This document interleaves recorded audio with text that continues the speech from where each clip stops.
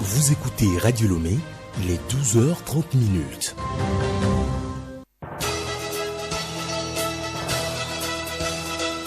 Le journal Yasmine Adoko.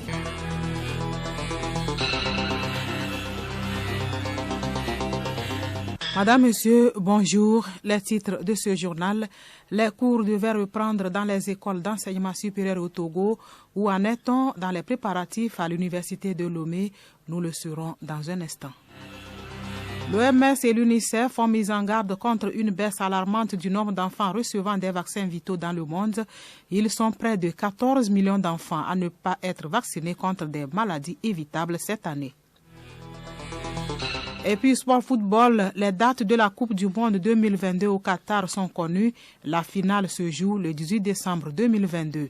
La FIFA a confirmé ce calendrier inhabituel pour un mondial.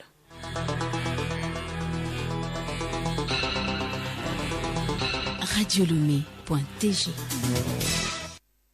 Fermé depuis le 20 mars dernier en raison de l'état d'urgence décrété dans le cadre de la lutte contre le coronavirus, les universités publiques du Togo et privées sont autorisées depuis hier à reprendre les cours présentiels.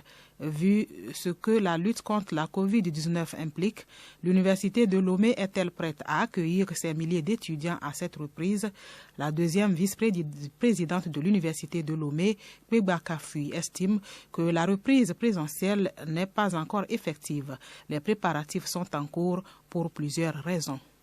La reprise n'est pas effective. D'abord, quand on a fermé l'université, les cités étaient fermées, tout était fermé. Donc les étudiants sont rentrés en famille. Et comme vous le savez, ils viennent de partout, du nord au sud, de l'est à l'ouest, de petites fermes, des villes et villages. Donc il faut leur laisser le temps de se replier sur Lomé, de s'installer avant qu'on ne commence les cours. C'est donc cette période-là d'attente qu'ils reviennent que nous nous mettons à profit pour prendre toutes les dispositions possibles pour qu'à leur arrivée, ils soient accueillis dans de bonnes conditions avec le respect scrupuleux des mesures barrières afin de s'occuper de leur santé à la fois et de leur éducation. Donc, tout de suite là, c'est là où nous en sommes. Nous étions déjà en train de nous préparer pour. Et ces préparatifs consistent à la sensibilisation de la communauté universitaire. Et aujourd'hui, nous avons la chance que les réseaux sociaux existent. L'Internet est là pour communiquer. Nous avons tenu une grande réunion sur le campus qui a mobilisé tout le corps enseignant. Et nous avons décidé à ce que chaque faculté et école, sur la base des instructions que le président donnait, aille réfléchir sur comment nous allons reprendre les cours et faire des propositions que le staff va centraliser, synthétiser pour sortir une stratégie commune à toutes les universités pour la reprise. À l'instant, la vice-présidente de l'université de Lomé, interviewée par Maurice Agama et Rebecca Kogomna. La coordination nationale de gestion de la riposte contre la COVID-19 au Togo note une stabilisation de la pandémie dans le pays. Au cours du rendez-vous hebdomadaire avec la presse hier, elle a évoqué la situation actuelle de la lutte contre le coronavirus au Togo, la reprise des activités religieuses et universitaires et les préparatifs des prochaines réouvertures des frontières. Léontine Togima. La pandémie se stabilise toujours selon le responsable de la coordination nationale de gestion de la riposte contre le Covid-19. Le médecin colonel Djibril Mohamed salue l'implication des plus hautes autorités du pays dans la reprise des activités. La levée des mesures restrictives se poursuit dans notre pays de façon progressive. Il y a eu reprise des cours des élèves en classe d'examen et la reprise au niveau de l'enseignement supérieur, dans les universités publiques et privées de notre pays. Tout ceci a nécessité une préparation dans ces secteurs. Mais en parlant d'adaptation des mesures barrières à chaque secteur, le ministère de l'administration territoriale a également fait un travail préparatoire pour la réouverture des lieux de culte. Et tout ceci doit se faire avec l'implication de la population. Nous enregistrons également d'énormes avancées dans la préparation en vue de la réouverture des frontières, notamment l'aéroport. Et pour cela, cette préparation doit être bien précise parce que nous devons maîtriser le flux des cas pour pouvoir mieux gérer ces flux. Toutes ces activités de reprise ont été facilitées grâce au chef de l'État qui, à chaque étape, agit pour faciliter la réalisation de ces activités grâce à son leadership. Pour ce qui concerne les chiffres, la semaine passée, du 1er au 7 juillet, nous avons eu 39 cas positifs, cette période-là, avec 65 guéris. Cette semaine, la semaine du 8 au 14 juillet, nous avons 42 cas positifs et 61 guéris, toujours inchangés, 15 décès. Donc, au vu de ces chiffres, nous pouvons dire qu'il y a une stabilisation dans la baisse des chiffres. Et cependant, nous ne devons pas faiblir dans l'observation des gestes barrières afin de limiter la propagation du virus. Le directeur des cultes, le lieutenant-colonel Beleyi Bidiani, qui représente le ministre en charge de l'administration territoriale, a situé les hommes de médias sur la question de la reprise des cultes religieux au Togo et sur le suivi qui sera fait pour éviter d'éventuelles contaminations du coronavirus dans ces lieux. Nous avons plus ou moins 9000 lieux de culte sur toute l'étendue du territoire, toutes confessions confondues. Ouvrir l'ensemble de ces lieux de culte était une gageure compte tenu de la situation de la pandémie. Et donc des réflexions ont été faites. Et l'idée donc, c'est de choisir un échantillon de lieux de culte de toutes les dénominations religieuses pour faire une expérimentation de l'application des mesures barrières dans les lieux de culte. Ceci nous permettra de voir un peu comment est-ce que les lieux de culte se comportent, comment est-ce que les responsables religieux se comportent, comment est-ce que les fidèles se comportent face à la maladie et de voir un peu quelles sont les solutions futures. Donc cette expérimentation permettra de préparer une ouverture totale des lieux de culte si tout va bien. L'appel à toujours être prudent et vigilant pour éviter le coronavirus par le respect des mesures barrières a été lancé dans ce contexte de la reprise des activités socio-économiques au Togo. À la date du 15 juillet 2020, c'est-à-dire hier à 19h35, on dénombre 740 cas confirmés. 9 des 429 personnes testées hier sont positives. Ces 9 personnes dont les âges sont compris entre 29 et 79 ans sont tous des contacts et se répartissent comme suit. Un homme à Agoué, 4 hommes dans le district 2 à Lomé, 3 hommes dans le district 3 à Lomé et une femme dans le district 5 à Lomé. 6 nouveaux guéris ont été enregistrés, portant à 534 le nombre total de patients guéris de Covid-19. Le nombre de décès reste inchangé à 15. Le nombre de cas actifs est de 191. Écoutez Radio Lomé sur le web sur le www.radiolomé.tg. Vers la promotion de l'hygiène et la sécurité alimentaire dans les hôtels et établissements à caractère touristique au Togo, le ministère de la Culture, du Tourisme et des Loisirs a lancé hier un projet dénommé Démarche Qualité. Juliette Kamdé. Dans la plupart des pays en Afrique subsaharienne, la qualité des prestations demeure un des principaux défis auxquels l'industrie touristique est confrontée. Il s'agit par ce projet qui vient d'être lancé de soutenir les efforts en matière d'hygiène et de sécurité afin que les établissements hôteliers, touristiques et de restauration puissent répondre aux normes et standards requis.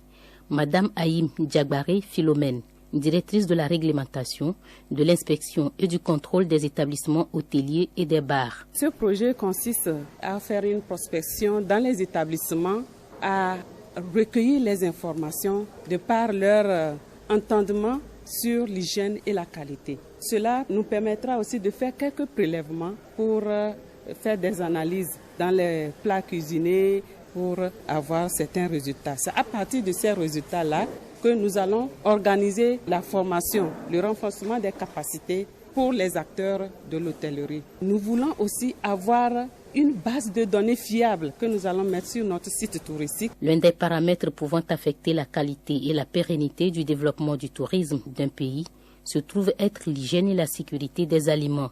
Il est donc important de reconnaître que les acteurs de ce secteur ont un rôle capital à jouer pour l'image touristique du Togo. Le journal Yasmine Adoko.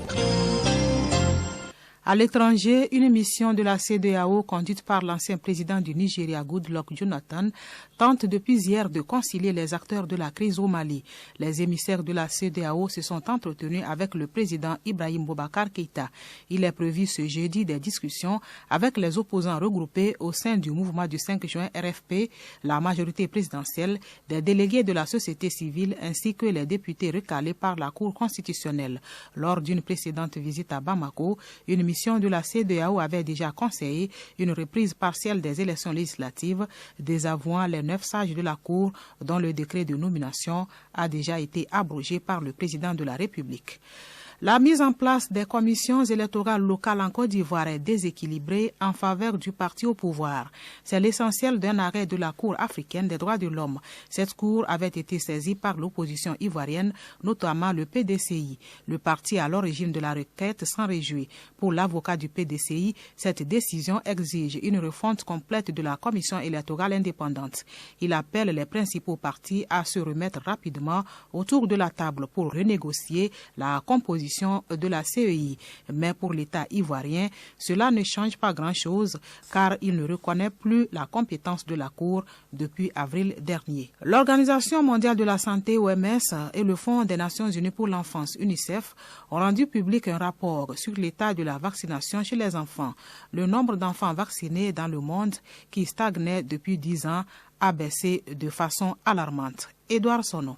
Les deux agences estiment que près de 14 millions d'enfants dans le monde n'ont pas été vaccinés contre des maladies évitables l'année dernière. Plus de la moitié de ces enfants se trouvent en Afrique, ceux qui vivent dans des pays en conflit étant les plus touchés. Certains des vaccins manquants sont contre des maladies comme la polio, la rougeole, la méningite, la diphtérie, le tétanos et la coqueluche.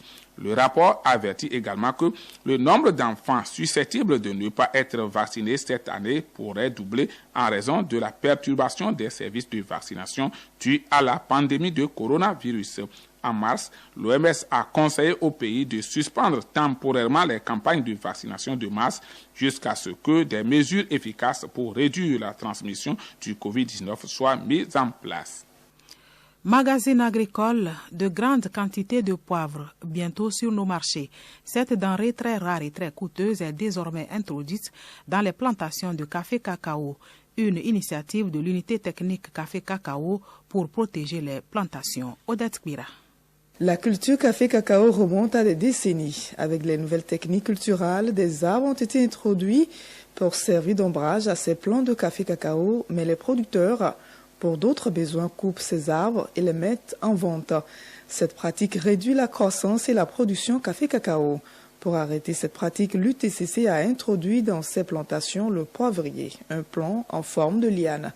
Madjulba Batokfitou, directeur de l'UTCC. Il arrive souvent que des producteurs, peut-être pour des problèmes d'argent, viennent couper les arbres d'ombrage dans les plantations pour faire des planches et puis pour vendre. Alors que ces plants d'ombrage-là sont nécessaires pour la plantation de cacao ou de café. Bon, on a réfléchi, on s'est dit qu'est-ce qu'il faut faire pour pouvoir ralentir ce phénomène ou l'arrêter. Donc on a réfléchi, on a pensé au poivrier qui réussit aussi dans la même écologie que le café et le cacao. Donc on s'est dit que si le producteur peut mettre le poivrier au pied de l'arbre d'ombrage, le poivrier, comme vous le voyez, c'est une liane. Donc le poivrier va utiliser l'arbre d'ombrage comme un support. Puis ça pourra quand même d'abord être une source de revenus complémentaire et aussi on espère que quand le producteur voudra couper l'arbre en voyant les lianes du poivrier sur l'arbre, quand même il va réfléchir une fois avant de pouvoir couper. Donc ça permettra de ralentir quand même ce phénomène et de protéger les plantations de café et de cacao.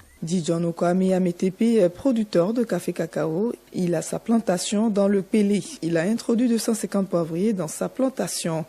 Il espère une bonne récolte cette année. J'ai commencé la plantation du cacao en 2009 et par les techniciens formateurs préfectoraux et les conseillers agricoles, avec leurs conseils, j'ai commencé le plan de poivrier pour préserver les bois d'œuvre et les bois de fertilisation dans les champs. J'ai pris les plants de cacao chez ITCC et j'ai fait les premières plantations en 2009. J'ai pris aussi les plants de poivrier chez eux et j'ai mis ça encore. Maintenant, on reçoit aussi des intrants comme engrais pour mettre dans les champs et des produits comme des pourritures brunes pour le cacao, pour garder les bons cabosses. L'école de cacao, j'ai commencé, ça fait 3 ans de cela. Le poivrier, j'ai mis ça fait 2 ans sans. La première année, j'ai fait une récolte, mais la récolte est minime, c'est pas grand. Maintenant, cette année, je pense que, comme vous le voyez, je peux faire une récolte qui va un peu donner quelque chose. Et pour ceux qui ne le savent pas, le poivre est communément appelé dans la langue locale Atinkali. À jeudi prochain. En sport football, le match d'ouverture de la Coupe du Monde 2022 aura lieu le 21 novembre. La FIFA a officiellement dévoilé les dates du prochain mondial que le Qatar abrite. Théophile Dandakou. C'est une première dans l'histoire de la FIFA. La Coupe du Monde, disputée habituellement au mois de juillet, sera organisée cette fois en novembre et décembre. Le match d'ouverture aura lieu à Al Bayt Stadium d'Al-Khor City. L'annonce a été faite ce mercredi par la FIFA. Ce stade de 60 000 places va accueillir le lundi 21 novembre prochain à 13h locale le premier des 64 matchs de la première Coupe du Monde de l'histoire à se disputer en novembre-décembre. Selon le calendrier, il sera joué 4 matchs de poule par jour. Le programme est tellement serré jusqu'à la finale du 18 décembre à 18h locale, jour de fête nationale du Qatar. La FIFA retient donc 80 000 personnes pour cette apothéose. Les matchs de groupe auront lieu à 13h, 16h, 19h et 22h en heure locale, tandis que les rencontres à élimination directe, à partir des huitièmes de finale, se tiendront à 18h et 22h. La liste des 64 pays qui seront qualifiés pour cette phase finale devrait être connue au mois de mars prochain, au terme des matchs de qualification. Du football toujours, le Real Madrid a l'occasion ce soir de remporter le titre de la Liga espagnole. Le club leader du moment sera sacré champion en cas de victoire ou match nul contre Villarreal, actuel 5e au classement et virtuellement qualifié pour la Coupe Europa. La 37e et avant-dernière journée du championnat est en effet au programme ce soir en Espagne. Le Real Madrid, qui a déjà 83 points, est premier devant FC Barcelone, 79 points, soit 4 points d'écart. Les deux clubs sont d'ailleurs déjà qualifiés pour la Ligue européenne des champions, de même que FC Séville et Atlético Madrid.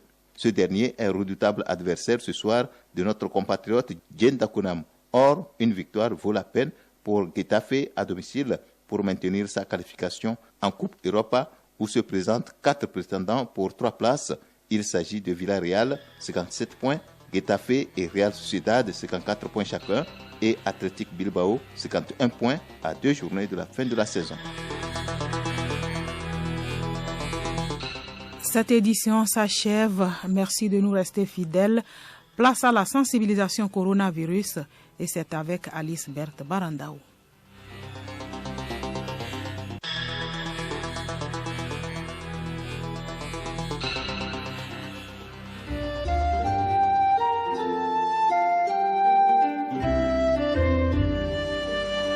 Plusieurs mesures d'hygiène peuvent nous éviter la contamination du coronavirus. Pratiquons le plus régulièrement possible le lavage des mains avec de l'eau, le savon ou de la cendre.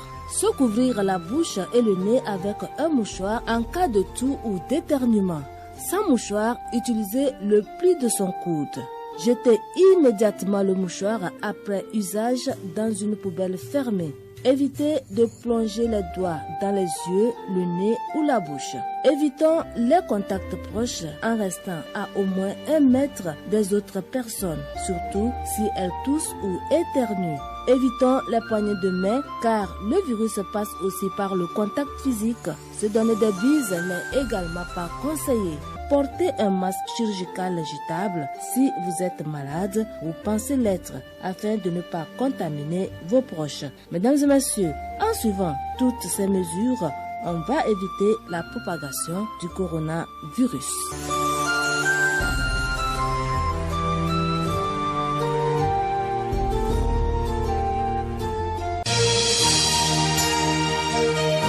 Radio Lomé, boîte postale 434, email radiolomé@radiolomé.tg. radiolomé.tg